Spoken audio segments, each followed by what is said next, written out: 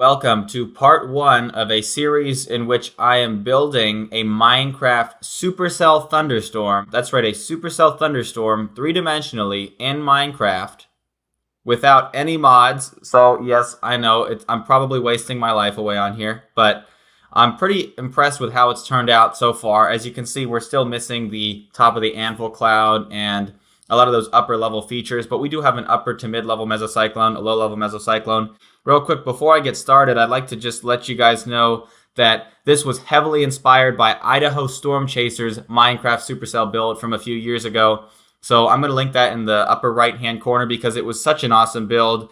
Super cool what they were able to do there, and that was heavily the inspiration behind the actual construction of this storm right here. And also these little green things that are kind of floating upwards? Those are a byproduct of the night vision feature on Minecraft, because I don't know how to change the graphics settings to like make it so it's not dark. Because if this wasn't here, everything that was basically overhanging would just be like super dark. Like, you guys know how it is. You know how caves are in Minecraft. They get really dark. So let's just dive right in now to the structure overall. So we can see we're approaching it from the east. This is looking west on a grid, a three-dimensional grid, because that's north, east, south, west. Man, I can't even get my directions right today. But you can see here, this is kind of the steep angle of the updraft right as you get to the vault region, or where that precipitation core would be, which does not exist right now. But that would be this region here off to the north. And now moving in from the side, you can really get a look at that mesocyclone itself. Kind of looks a little janky from that angle. You can see I put this striation toward like the middle section of it where it kind of curves in like that. And I thought that was a cool feature to add on. And then I'll follow it along the edges of the updraft base, which is right here. Almost like, imagine we're in like a helicopter or a plane or something, and we're just observing this storm. Probably not the safest thing to be doing. And this is like supposed to represent the flanking line region of that storm.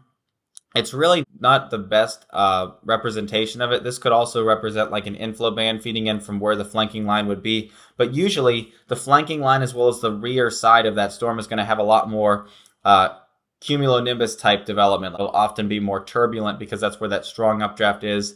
And that's where you don't have those winds kind of intersecting to create those smooth laminar plate-like striations that you would see on that front side.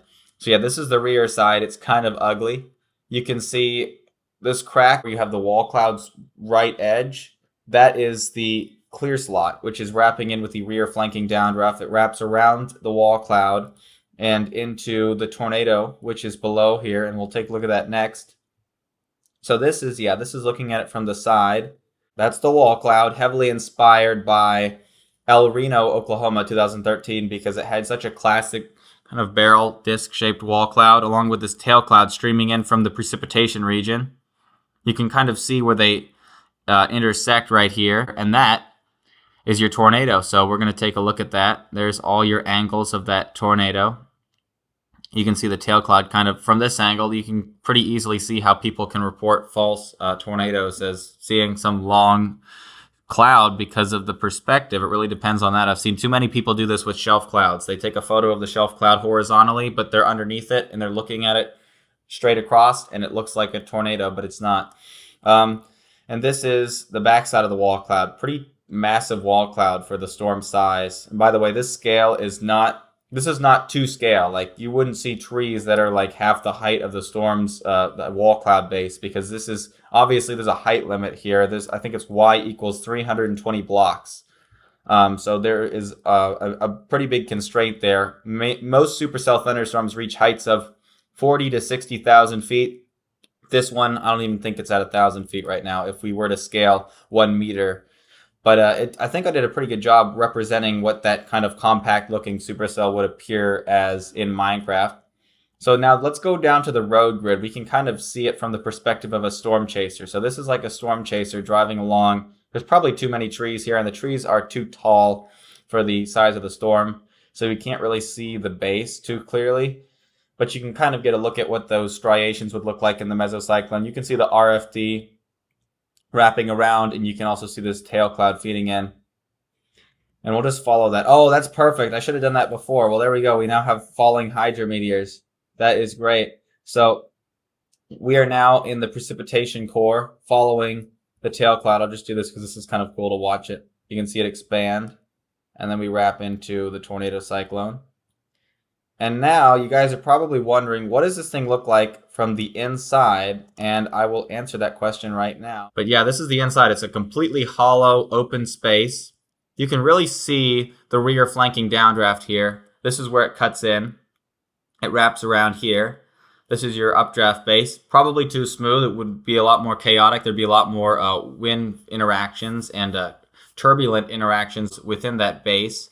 You can see where the lower wall cloud is, and it is huge. Most supercells, the wall cloud to mesocyclone ratio is pretty it's pretty big because the wall cloud is usually a lot smaller than the parent mesocyclone, but this is a really bulky wall cloud. I mean, look at that. That's like 1/2, 1/3 of the width of the base if you're looking at it from that angle.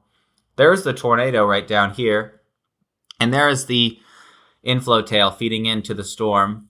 And you can now see what this tornado looks like. We are now inside a violent tornado. Well, let me get all the way down here. Yeah, it's not very big.